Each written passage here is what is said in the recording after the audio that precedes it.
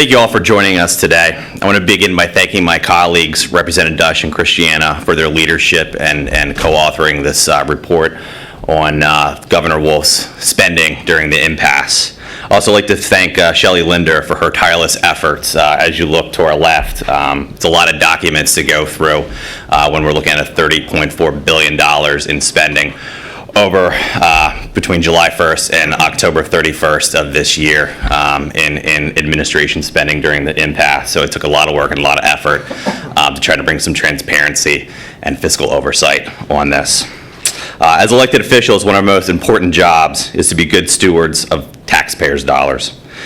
This money does not belong to the government and should be spent carefully and with transparency. The reason we have called this press conference is to provide some transparency to the public about the spending of the administration during the current impasse. Nearly 2 months of investigation, we have discovered that since July 1st, Governor Wolf has spent a total of $30.4 billion without a signed budget for this fiscal year. Now, these figures do include federal dollars, but remain profoundly disturbing to me as an elected official who has been entrusted by taxpayers to prudently spend their dollars. After the initial shock and outrage subsided, we began work through the information to examine the administration's discretionary expenses during the impasse. Unfortunately, we were left with more questions than answers. What we discovered in this report was the administration has used prior year funds without any oversight from the legislature or transparency to the public to fund Harrisburg first. Under current law, the executive branch is allowed to submit waivers to the General Assembly about reapplying lapsed or leftover funds from previous years. Administrations, Republican and Democrat, have utilized this procedure to ensure the flow of capital through the state government. However, the waivers from the Wolf administration differed from previous administrations. These waivers were different because they lacked monetary figures and provided no clear explanation for the spending. Instead of providing a transparent explanation for the use of the waivers, the administration routinely stated, quote, for the continuation of health, safety of Pennsylvanians, end quote, or, quote, as required under federal law, state court decisions, or Pennsylvania Constitution, end quote. Additionally, many of the waivers failed to specify the year which the funds were originally allocated. As we continued our investigation into the administration's waivers, we discovered that on average, the Commonwealth will utilize $2.7 billion in prior year funds.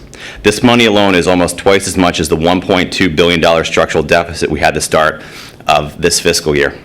However, Governor Wolf did not spend $2.6 billion or $2.3 billion like the state average. That's the average we normally have in lapsed funds, budget to budget, that are left over. In our conversation with the Treasury Department, we discovered Governor Wolf and his administration has spent $2.7 billion from previous year funds. This shows Governor Wolf spent $400 million from prior years, which could be used to close our structural deficit. Some of those date back all the way to 2005. Decade-old dollars we haven't spent that are sitting in state coffers somewhere, being used for God knows what, that were spent forward to cover budget impasse spending. Of the $2.7 billion spent through waivers, only 23% of the waivers even specified a dollar amount. Through this 23%, we only know where $60 million was spent. $60 million out of $2.7 billion. This means through the waivers alone, the administration failed to inform the General Assembly of 97% of its spending. It is troubling to note the lack of transparency from the administration as they failed to inform the General Assembly how these funds are being used and if there are one-time or recurring expenses. As we continue to investigate, I was left with the following questions, among others, which the administration must answer. How much of taxpayer funds from previous years are still available? With only $60 million being specified, how is the remaining $2.7 billion in waivers, or even the $30.4 billion actually spent? What policies and line items did these waivers specifically fund? How many of these waivers went to establish future recurring expenses versus one-time expenses that were expected to fund in out years? Is the administration increasing spending to ensure we have, quote, structural deficits in the future? Why is the administration starting new programs during a budget impasse? Do we need to backfill the governor's spending if and when we get a budget done? As I continue to ask these questions, the only answer I seem to find was these waivers were used to fund spending, Harrisburg spending. Here are a few examples of the administration's wasteful spending. PEMA, Pennsylvania Emergency Management Agency, submitted a request of $140,000 of 2012 general government operation dollars to facilitate, quote, a statewide plan for domesticated animals. statewide plan for domesticated animals, and we have a budget impasse. Schools aren't being funded. Human services aren't being funded. If we had a budget, this would remain a questionable expense. However, in the middle of a budget impasse, I cannot help be frustrated, along with my colleagues. This simply is a wasteful use of taxpayer funds by the administration at a time when funds should be prioritized to putting Pennsylvania first, not Harrisburg first. Another example is the $600,000 which has been spent by departments and agencies on, quote, subscriptions. As schools are struggling and community human service organizations are closing or cutting services, it's disappointing the administration thinks it's best to spend $600,000 on subscription services.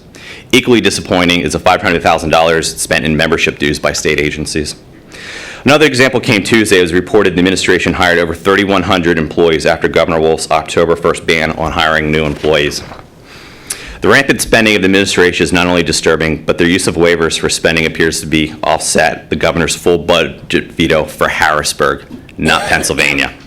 I say this as many of the waivers were submitted with the following phrase, quote, due to the continuing 2015-16 budget impasse. This suggests that funds are being used as a supplement budget without oversight to the taxpayers or the input of the General Assembly. The Constitution makes it clear that the General Assembly appropriates funds, and the use of taxpayer funds to bypass this authority is troubling and strikes at the separation of powers which our government is built on. Ultimately, during the impasse, the administration focused on funding Harrisburg first, and only when pressed, started funding Pennsylvania. I would like to now let my colleagues say a few words, as Representative Dush will highlight the lack of oversight, and Representative Christiana, the legislative father of Penn Watch, will address the lack of transparency from the administration.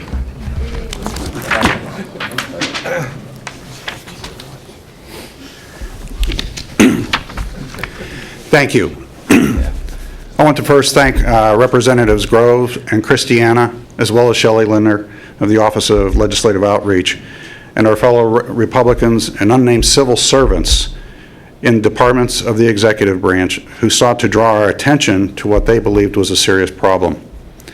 We've heard countless promises from the administration, promising openness, accountability, and transparency in this administration's operations. This report clearly demonstrates he has not followed through on those promises to the people of the Commonwealth. Beyond the governor's lack of transparency to the people, he's circumventing the responsibility of the executive branch to be accountable to the legislature, and I say to the people. The Penn Watch program and others are there for the governor, for the administration, to put that information out in order to be accountable to the people and to the legislature. The governor is not a king. He is responsible for managing the affairs of state as directed through the representatives of the people of the Commonwealth, that is, the legislature. The legislature writes the laws. His responsibility is to execute those laws. The legislature creates and passes a budget. We did that in June. His responsibility is to manage the executive branch in a manner that fulfills the law while operating within the budget. It's true that he has a limited ability to lock the passage of those laws and budget, but that ability is not without limits, and he does not have the authority to operate outside the bounds of the laws. Having a lack of transparency gives us an inability to actually check and balance and be sure that he is not operating outside the bounds of those laws. This is a republic. It's not a dictatorship. One reason I make these references is the fact that on June 29th, 2015, one of the waivers you will hear and read about from the DHS was submitted to bring forward funds to pay for the switchover Governor Wolf made to Obamacare. Beyond the fact that the request was made prior to, and let me repeat that, prior to the governor's veto of our balanced budget, it specifically stated the reason for the request was for the Affordable Care Act, and I quote, "The department notes that many items were unknown during the budget request process and new requirements are still unknown," end quote. In other words, the governor unilaterally made the switch to Obamacare without knowing how much it would cost the taxpayers of Pennsylvania. The timing also lends to the appearance that the DHS knew the governor would veto the budget before the governor had even read it. There are thousands of good public servants in Pennsylvania who want our Commonwealth to operate under the rules of the Constitution and the law. Information from a couple of them actually prompted our review. Personally, executive branch abuse of power is what motivated me to leave civil service in the first place and become a legislator in order to apply the checks and balances on the executive. It's nice to know there are still others out there who have their CYA files and are willing to point us in the right direction. Given the roadblocks that have been put in our way as we've been working to exercise our responsibilities for oversight, checks, and balances to the executive authority, Representatives Grove, Christiana, and I have chosen to present the people of the Commonwealth with this report. Our intent is to put a spotlight on the lack of transparency, alert everyone in the Commonwealth that there are people in the executive branch who think that they have the right to spend the people's hard-earned money with no accountability, and also to encourage people at every level of state government, whether they have oversight authority or not, to shine a very bright light into the cracks and crevices that our spending is being hidden, where our spending is being hidden. Those cracks and crevices are infested. They lie under the financial floor our Commonwealth walks on. They put the financial base of our children's future in danger of collapse. Representative Christiana is the creator of and will speak of PennWatch. The program was created by the legislature to ensure accountability, to ensure that we in the legislature would have the people of Pennsylvania assisting us in the oversight of how your money is being spent. Transparency. I encourage you to pay close attention to how this program is being subverted. The administration has made millions of financial transactions between July 1st and October 15th. In fact, over 5 million in that period. Most of them are hidden, as Representative Grove has delineated here. He's already walked you through the details that demonstrate without question there is both an utter lack of transparency and an immediate need for the people of the Commonwealth to have access to what this administration is spending its money on. This is a call to action for legislators, for the Auditor General, for civil servants, the press, and the people of this Commonwealth. The mission is truth. We only get there by transparency and accountability. Every one of us is important in this quest for truth because every one of us, every child or grandchild we have in this state will be affected by what is hidden beneath the halls of government. Thank you.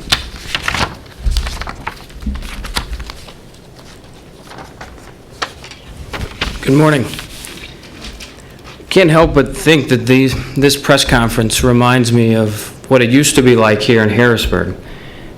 These press conferences were traditionally where you had to make a symbolic statement about spending that you had to find on your own or through the help of interest groups that may be outside the Capitol. They were all tasked with finding where government spending, where the tax dollars were being spent in Pennsylvania. And then we went into a new era. PennWatch was just one of those tools. I was just one prime sponsor of a bill, but Senator Pat Brown and others, Republicans and Democrats, all agreed that we needed to be far more transparent with tax dollars. And when PennWatch was passed and signed into law, there was an understanding that the administration should oversee PennWatch because they oversee the most amounts, the most amount of taxpayer dollars, and they would be easier for the administration to post spending online in a transparent fashion because they're overseeing the significant amount of taxpayer dollars. Never once did I think, after listening to Governor Wolf's campaign, that we would have to worry about this administration circumventing the system and not being transparent. I mean, this is the governor that said our government should be transparent and fully accountable, and taxpayers deserve to know where every penny, he says, is spent. And what we find out today is that within the first year of this administration, there are billions and billions of dollars that are being spent that are not being disclosed on PennWatch. And unfortunately, public servants, whether they work within the administration or they're outside the Capitol or in the media, they've got to go to alternative means to find out where these dollars are being spent. And then you put on top of that, if that wasn't bad enough, we're into December and we don't have a state budget. We don't have a state budget because, first, the governor unilaterally shut down government on July 1st. He didn't just choose the line items where we disagreed. He disagreed with the legislature. No, 70% of the line items were agreed to, and he unilaterally defunded them as well. So now in December, we have to find out about the lack of transparency and the hypocrisy that the administration, while denying loans to school districts, while vetoing stopgap budgets, he's driving out dollars to the tune of tens of billions of dollars. And then on top of it, we can't find where those dollars are being spent without jumping through hoops. There are plenty of examples, I think, over the last few months of having difference in philosophy. But the one thing over the last 8 years that has transcended political party affiliation, has transcended political philosophy, was this agreement of being transparent with taxpayer dollars. And so to me, this is a huge disservice to 12.5 million people, the folks in the media, and those that are without state funds, that they don't have access to where the governor is spending money in the latest budget that I think many of us could ever imagine. I thank my colleagues for going to the extra effort. This isn't a matter of gotcha. Right? There should be just as many Democrats in the legislature that are outraged by what's going on in the end game that the governor has went to for the budget. That's a separate issue. But what he's doing to misuse and circumvent the transparency tools that he's embraced for a year and a half, I think is a disservice. I call on the administration to get this money online as quickly as possible. And then I also think it's appropriate that we look at having tools like Penn Watch overseen by the Independent Fiscal Office, rather than rely on the administration to post the money that they're spending. I don't think it's worked in that regard. We find out today that while Penn Watch is a tool for many of us, it still needs fixed. And so to me, that means we have to go back and fix those things. And by empowering the Independent Fiscal Office, I think we can trust that the system will operate at a more effective means. And I hope we accomplish that. I'll turn it back over to Seth. And Seth, Chris, thank you for your leadership on this issue. Thank you. I know a couple members want to say a few words. Will, Senator, if you want to come on. Go ahead, you go first. Senators go first. Real briefly, I'm here this morning in support of my colleagues in the House behind me for their efforts. And I think today it almost represents a new day in Harrisburg. And I think there's something happening in Harrisburg where there are a lot of people starting to ask questions. And I've heard a couple words, accountability. And people don't mind paying taxes. I mean, not everybody's happy about it, but if we're going to pay taxes, we want to know where the money's going. And I think if I'm a private sector business owner, if I were negotiating a $30 billion deal, I would have a lot of questions. So I commend my colleagues in the House for all the questions they're asking, and we're on the path to something good here. So I commend everyone, and I'm obviously the lone senator here today. And I was made aware of this a few days ago by some of the members of the York delegation, and I commend them for what they're doing. And it's all good, and I think we're moving in the right direction. Thank you. So what this report indicates, and this is for your media consumption out there, is, you criticize us for our legislative slush funds, and that's legitimate. This is PB&J compared to the steak smorgasbord that the governor has in his slush fund, $2.7 billion, and he's not being a good steward of the taxpayer dollars by not being transparent. Thank you.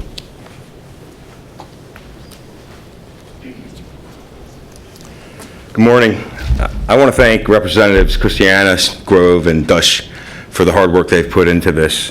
When I looked at this personally, I thought about the transparency and the accountability aspects of this, and it really took me back to 10 years ago when I was on the outside. 10 years ago this month, a couple activists and I delivered stockings full of coal to legislative leaders based on what was going on with the unvouchered expenses portion of the pay raise. If you remember, the unvouchered expenses was money just handed out to various legislators. Everybody was entitled to it under the pay raise bill. Not all of them took it, thank God. But it was unvouchered expenses. That theme throughout that entire year was about how can you get an expense reimbursed without even telling us what it's going for. That's really what's important here. And if you remember back to 2005, the total amount of unvouchered expenses available to all legislators, was $2.7 million. We're talking about a figure here, $2.7 billion, that is literally 1,000 times greater than what the unvouchered expenses were. So for our friends in the media and for the general public, you should be 1,000 times as outraged, because it's 1,000 times as much money as the unvouchered expenses in 2005. And we have very little transparency whatsoever. $60 million out of $2.7 billion. It's not even 1%. So I just encourage you all to, in the media, look into this. Go to the governor, to the administration. Ask them the questions. Quite frankly, while we're working on the actual budget, this is kind of side work. So we need you to go out and ask the administration real questions about where's this money being spent? Why is there no accountability? Thank you.